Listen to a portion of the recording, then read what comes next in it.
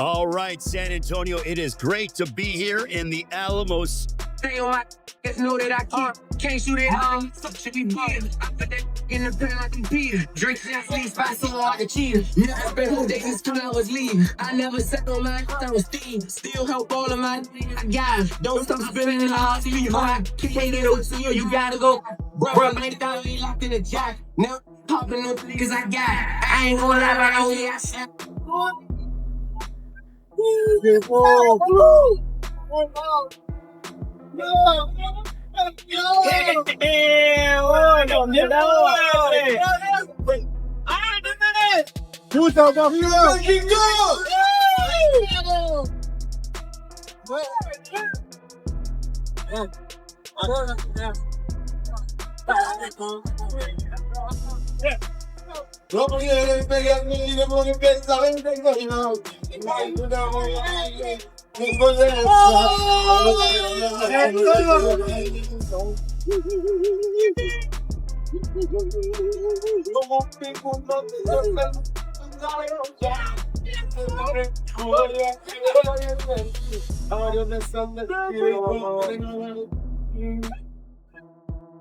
Introducing Lamont Roach Jr.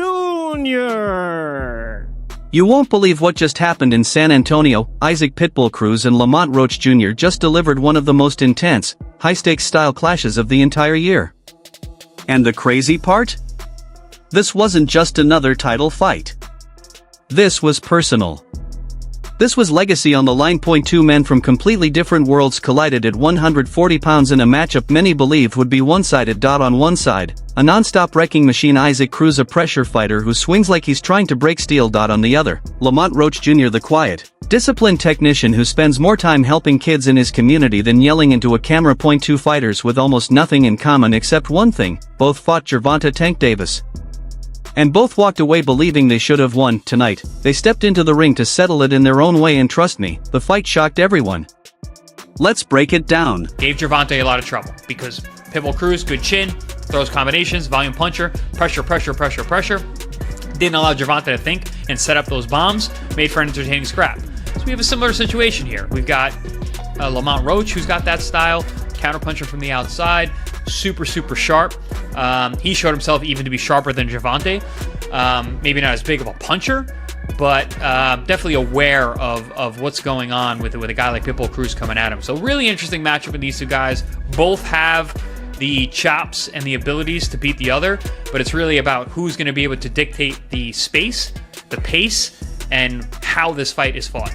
Before the first bell, fans were completely divided. Half the world thought Roach was walking straight into a buzzsaw. Because nobody, and I mean nobody, stays comfortable once Pitbull Cruz starts launching those vicious hooks from hell. And at 140 pounds, that's Cruz's natural home. He hits harder. He absorbs punches better. He's built for this weight. If Lamont starts moving then hitting, he could be in trouble.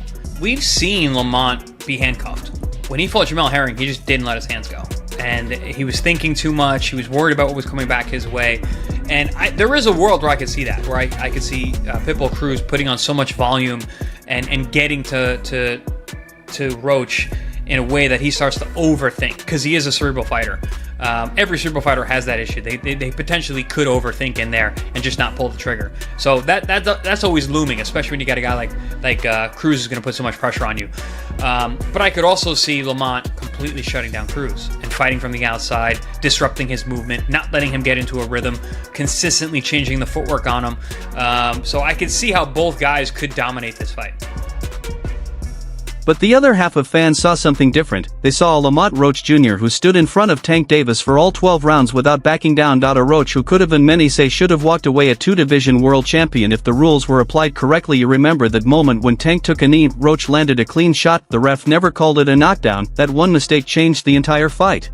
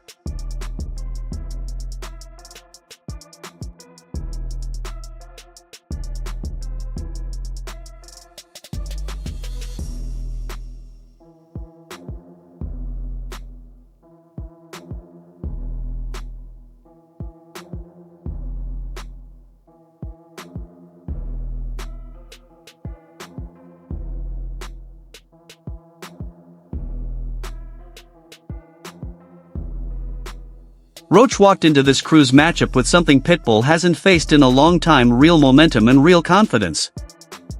Since the start, I won't go general just like featuring. No, not at all. This our job right here. Lay it all on the line. I know everything like that. So let me tell you everything you got. He's very aggressive, very intense fighter. If you have to change anything that you do for this particular fight, We're gonna let him worry about what we got going on over here. Maybe he'll adjust, but like I said before, I got 10 ways to win. He got one. and last question.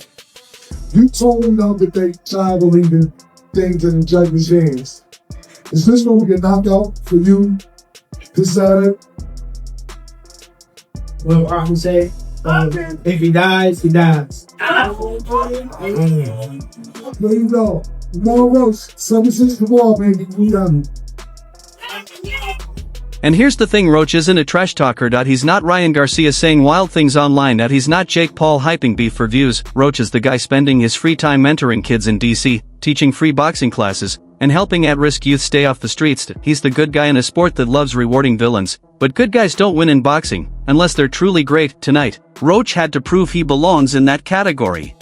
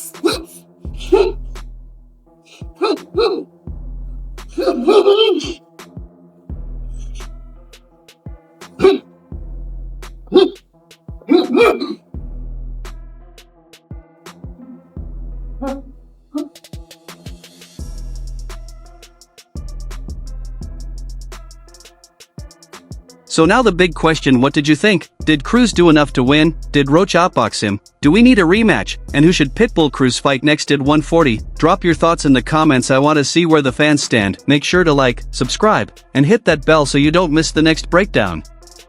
So Still make 130? I can make 130. Yeah, I can make 130. It just wouldn't be smart to, to do so when No, I wouldn't necessarily struggle. It'll just, it'll be more strategic. I asked that because the WBA, I believe, the belt, as soon as you step on the ring, you're no longer the 130 champion. Like, do you feel some type of way, or it's like, no, I'm not there anymore. I'm fighting in these weight classes. I'm relinquishing my title, and I'm gonna set my mark at 135 and 140 pounds. Depending on what happens here, will you decide if you stay at 140, or have you already made up your mind about staying at 35 or 40? I'm made up my mind. I'm gonna do both. You're gonna do both? I'm gonna do both, for sure. So how do you decide between 35 and 40? Is it just the opponent, I guess? I'm gonna punish him, like, really. Yeah, during the presser, you say this with anyone, but you said, I'm gonna F him up. Yeah. Is that part of the reason? Because you see so many defensive flaws in him. Oh yeah, for sure. He's gonna be there for me to land so consistently. Who's to say that he's gonna be able to take that for 12 rounds? So that's gonna be the thing. And those big loopy wide shots I'm gonna be able to see those from a mile away.